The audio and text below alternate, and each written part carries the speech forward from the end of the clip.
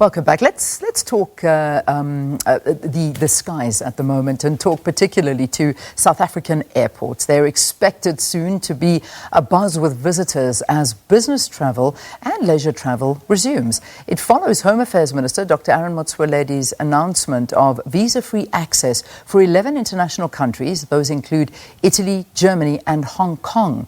Also included but restricted from leisure travel are Iran, Portugal, the USA and the UK. This is part of cautious processes of opening up the economy 7 months after South Africa went into a lockdown in March.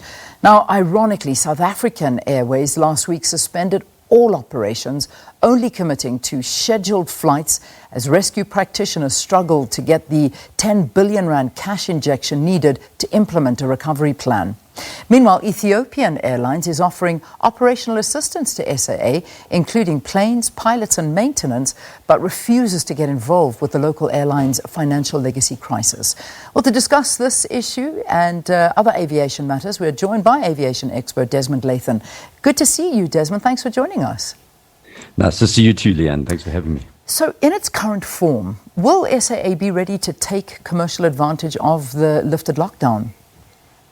Not at all. I mean, the SAA is still facing the same questions that we had months ago. And even if we began the process of floating the airline again, it will be months before they're operational. And right now, a lot of other airlines are stealing their lunch. I mean, we had Lufthansa and others arriving in Cape Town and Joburg this last few days. We've had internal airlines flying. And then we've also had word that there's going to be a new airline launched. Plus, we had a new arrival of United Airlines from the US direct flights announced and has arrived already. So while SAA is fiddling about and the business rescue practitioners and government and everyone else involved, the rest of the industry is trying to get off its feet.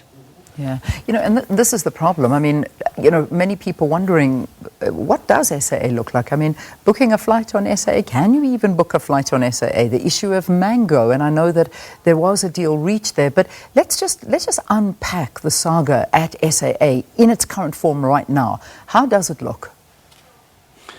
Well, it looks pretty bad. I mean, they've only have 9 aeroplanes left. They've handed the leased planes that are the most economically viable back to Mauritius. 2 Airbuses that they were leasing from Air Mauritius have been already returned to Mauritius. There are 9 aircraft left, which are the old Airbuses, which operate at 15%.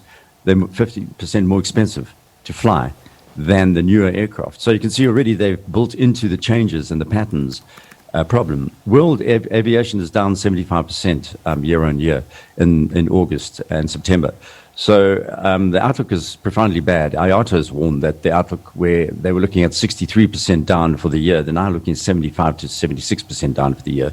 A few months ago, they were saying that the aviation industry would return to normal over around 24 to 36 months, and now they're saying it could be up to a decade. So into that atmosphere of disaster for the industry and the sector, SAA is expecting to refloat an airline that was costing the taxpayer billions of rands a year. Yeah, and it's a major problem because, there's still these people and a school of thought saying we are still trying to save this airline and nobody can understand why. I mean, can you give us a reasonable explanation as to why, as government, they are so insistent that saving SAA is a priority? Well, I mean, there are a number of reasons. One is that bureaucrats like to fly cheap and get a bottle of wine when they fly between Cape Town or Durban and Johannesburg and so on. So there's a little bit of national pride there. The second reason is it is the oldest airline in Africa. It's over 80 years old, and it's a brand that you expect to have some brand retention. So that's second. The third is that there are technical skills in SAA, excuse me, SAA that you expect to see some recovery period. So those are the 3 main reasons. Yeah, and that's, I mean, this is something that a lot of people have been speaking to, and it's I suppose we need to wait and see because it is something that is worrying a lot of South Africans, thinking at a time like this, especially where, money is not freely available and we as a country are struggling to worry about starting up a new airline and finding names and things like that when the issues are so much bigger than this. But, we have seen help and assistance coming in from different areas. I mentioned in the introduction, Ethiopian Airlines is actually willing to assist SAA to some degree. But what does the airline need to actually get out of this? I mean, talk to us about Ethiopian Airlines actually stepping up to this.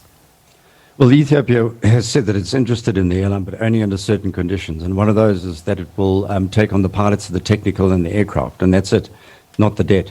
So, and the government needs someone to take over the debt, or to at least refund some part of the debt. And no one's prepared to wave goodbye to 27 billion. And that's been the big problem over the last few months in the business rescue process, is understanding what to do about this debt process and how much money will be paid back to the creditors. Which is substantial, will experience substantial losses. So that is some of the things that is not resolved. And just throwing money at the SAA right now, in the middle of the crisis, the pandemic, which is going to continue for months, at least until next year, June, this makes no sense for an investor. I mean, how important is Ethiopian Airlines assistance and expertise if the problem is at the bottom line mismanagement of funds and corruption, especially because it has made it clear that its help is on operations but will not be involved in debt-related and legacy issues at all? You know, that's a good question. I mean, Ethiopian Airlines has been doing really well, and that is a state-owned airline. Let's make that clear, but it's not state-run. And that's the big difference. SAA has had such interference from the ruling party, the ANC, over the past few years, that it's become dysfunctional at board level and at managerial level. So Ethiopian Airlines is owned by the state there, and the state says, well, we've hired people who know how to run airlines, you go and run it. And what's been happening here has become part of the political process through the Zuma period, where Dudu Myeni, the chairperson, ran into the ground and now has been declared a delinquent director. So, you know, you can see for Ethiopian Airlines, they're looking at this and saying, well, we need Southern African air trade, and the continent looks pretty good, and we need geo corridors, which has been talked about here. So Air Afrique in West Africa is looking at the Francophone countries, and Ethiopian Airlines is trying to work with East African, and of course we have a Southern African situation, but there's been no proper developments here. So we have a second major problem is we're at the south end of Africa, so we lose out on the east-west trade, which of course Ethiopian Airlines is exposed to. So we have a number of practical issues here that, sorry, there's a helicopter flying past, ironically. So you can see that there's a number of issues that take place where Ethiopian Airlines is interested, but only strategically. They're not interested in politically in getting involved in an airline that has been dysfunctional for so long now, a decade really. Let's look at its competitiveness now, because, you know, once you're out of the system for a while, and at a time like this, airlines are struggling all over the world. I mean, they can't be. It's never been a more dramatic time for the airline industry. And I had a conversation, I think it was last week, with one of the representatives from Virgin Atlantic. They were talking to how bad it is, how many staff have been. They've had to lay off. I mean, every single major airline has had a very, very difficult time. They've had the double challenge, basically, of, you know, airlines, you either have to deal with an economic crisis, and that's where you see things taking a hammering in your business, or you have to deal with a health crisis, and that's where you see things taking a hammering. Now, in the airline industry, they've had to deal with both. So this has led to what I believe almost 65% of all the airplanes in the entire world being parked and not used.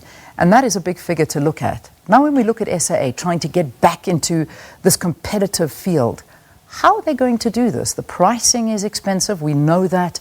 They have been plagued with a lot of problems. I mean, entering into a business like this right now where things are not good, I'm not sure it makes sense. It doesn't. And that's the problem. I mean, United and Delta have been flying continuously in the US and are laying off 26,000 workers, including 1,600 pilots. So, and that's now, and they've been flying.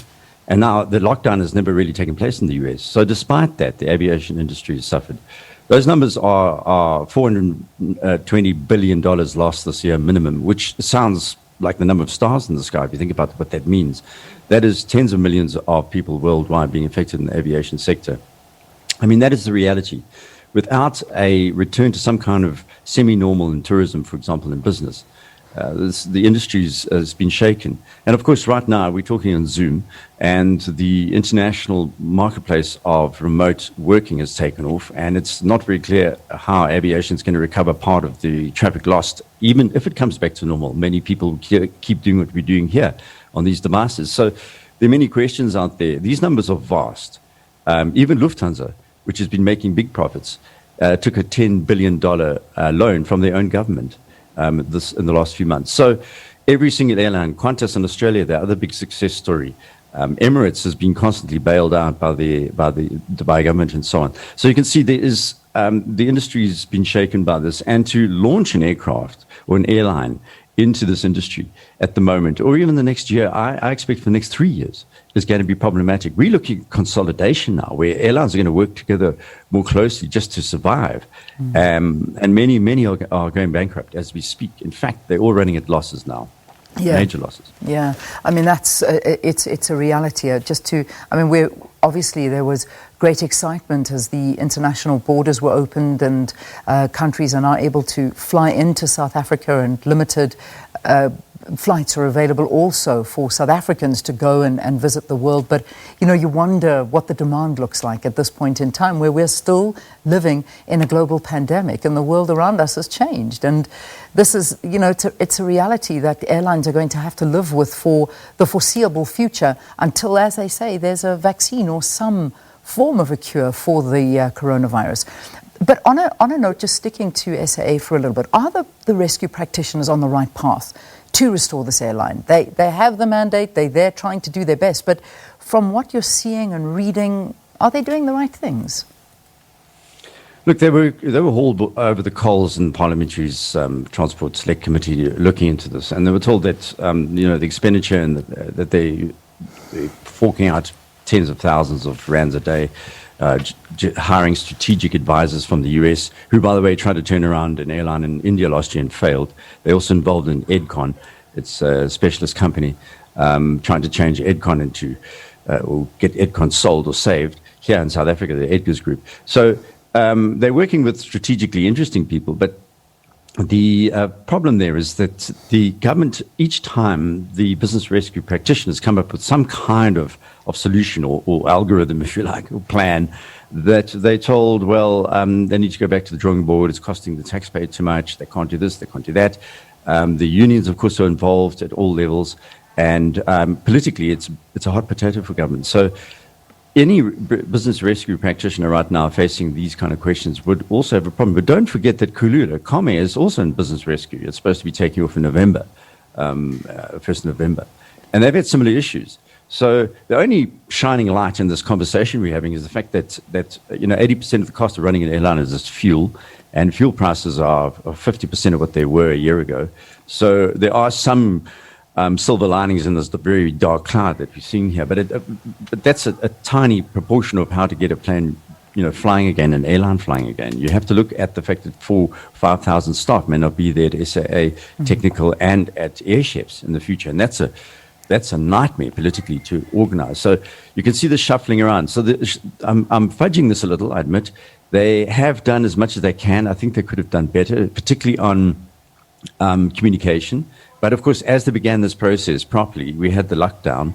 And so the 189s and the letters of retrenchment, others that were planned, were held back because they're supposed to be face-to-face negotiations. The unions, NUMSA in particular, took issue with the process and wanted to start again. It just interests me that people don't seem to realize that we are in existential crisis here as human beings. We're facing something that can kill us all.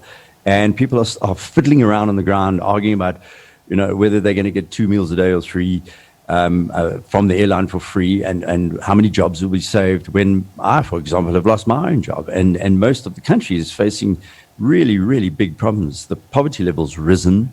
Our GDP has been hammered. It's down -7 or 8% or something ridiculous. And in the midst of this, we have this negotiation process involving really a handful of people. If you look at 59 million of us, a handful of people involved with SAA, trying to understand, trying to negotiate with each other, trying to take positions, and to be quite blunt, try to play games at times. And they just don't seem to fully understand that this is no time. We have to look at a much bigger picture. SAA should really be working with other Southern African airlines on a much more regional basis through SADC or something, but they just won't do it. Yeah, it is. It's certainly some food for thought there. Just finally, we haven't touched on the Commission into State Capture, and this also came up, and just to perhaps get your views on it. I mean, current Northwest Premier Job Mokgoro told the Commission that he was only a postman in the signing off of the 50 million rand to SA Express in 2015. Well, he was the director in the office of former Premier Supra Mahumapelo at the time. The Commission is yet to hear anyone taking responsibility. That we're seeing. It's happened. These things don't just happen. We know that there's rampant corruption, and yet responsibility is just not there. Has anything come out, in your opinion, that's been substantive enough for Zondo to work on that might actually see some people in prison or even just being arrested when it comes to SAA? I think so. I mean, you're looking at SAA Technical, which has taken a bit of a blow, particularly in the last few days. And we knew earlier this year that the Hawks were investigating SAA Technical. There were a lot of to and fro at the time, but there were up to 15 managers there. And it was around the ground power unit, GPUs it's called. They were sold through a deal which is highly suspect for around, so I think it was 6 million, or 3 million rand to a company. And then they were on sold to Swissport for 12 million rand. So a conduit bought those GPUs and then sold them for a massive profit, which of course should have come back to SAA. So you can see the questions about people involved in the processes here. There are allegations and they are being investigated. And the short answer is I think eventually we will see members of SAA Technical, political deployees, if you like, and also office bearers having to face the music. The big question is, as we look at this, does Ramaphosa and his team have the power inside the ruling party to pull this off? And we've seen moves in the last fortnight to a month, which indicate that the answer is yes. Of course, the meeting of the ANC this last weekend and coming up is going to have a major effect on what we're talking about here. Can we continue to take action as a country against people who have really stolen billions and billions of rands from us and have led directly to increased poverty, infrastructure breaking down, and companies and brands like SAA, which was making a profit until 2011, being run at a massive loss since then because of political interference. Desmond Latham, thanks very much for talking to us. Desmond, of course, is an aviation analyst talking to us about the plight of South African Airways and aviation-related issues as well. Thanks again, Desmond. All right, we take a break. When we return, Sakina brings us the news at 7.